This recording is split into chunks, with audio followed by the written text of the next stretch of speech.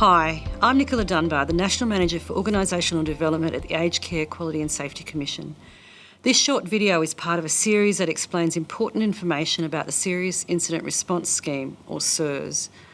Under SIRS, approved providers of residential aged care and flexible care delivered in a residential setting need to have an effective incident management system, or IMS. This builds on arrangements that providers should already have in place to identify and manage risks in their service. Your IMS should be clear and consistent, outcomes focused, and allow for continuous improvement at your service. It should keep the consumer at the centre of decision making and actions and facilitate open disclosure and allow those affected by an incident to have a say in how the incident is managed and prevented from happening again. There are 4 key elements to an effective incident management system. 1, policies and procedures. 2, a tool for recording incidents.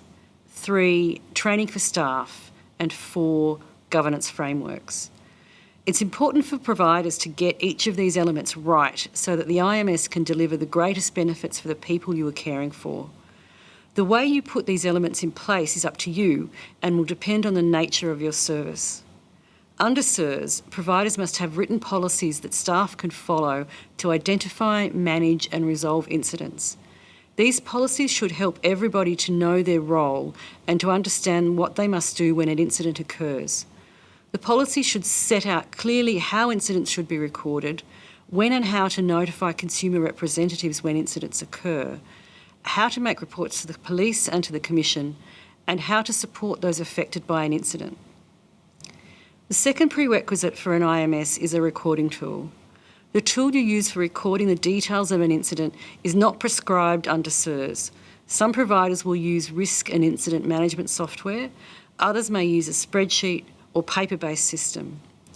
The recording tool that providers choose must be secure because the information you are recording is likely to include personal details. It should also allow data from multiple incidents to be reviewed so that the service can learn from incidents. Finally, the recording tool should also support the reporting of incidents to the Commission when required.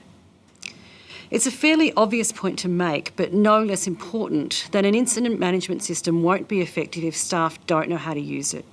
This means that it is essential for you to train your staff in the use of your IMS when they join your service and to provide refresher training regularly.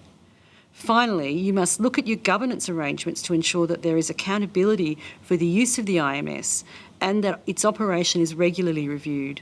Members of governing bodies, CEOs, facility managers and all senior staff have a role in overseeing the efficient and effective use of your IMS. Senior leadership has the additional responsibility of fostering a blame-free culture throughout the service that supports learning and continuous improvement. The Commission is here to help you understand your obligations under SIRS and to provide information and resources you can use to ensure your compliance with these obligations. To access the Commission's guidance material and the other videos in this series, please visit our website. You can also find online learning activities about SIRS on our aged care learning information solution, Alice.